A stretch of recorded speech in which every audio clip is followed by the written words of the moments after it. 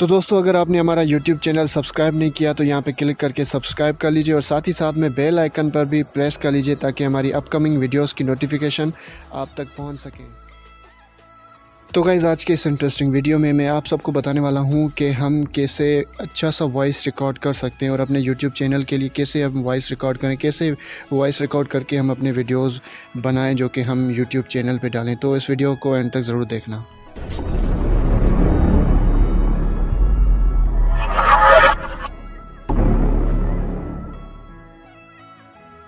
तो गाइस, सबसे पहले तो आपने अपना YouTube का जो भी वीडियो या जो भी चैनल पे डालना है वो आपने वीडियो अपना एडिट कर देना है। जैसे भी सॉफ्टवेयर में आप यूज़ करते हैं उसमें आपने एडिट कर देना है। मैं तो काइन मास्टर में यूज़ करता हूँ तो मैं काइन मास्टर पे ही दिखा रहा हूँ आपको, ठीक है। तो आपने पहले अपने बिना वॉइस के आपने जो है ना वो कर देना है, रिकॉर्ड कर देना है। उसके बाद आपने यहाँ पर जाके अपना आवाज़ डब करना है, जैसे कि मैं करता हूँ। आप मेरा वॉइस देख सकते हैं, देख सकते हैं कि कितना क्लियर आता है।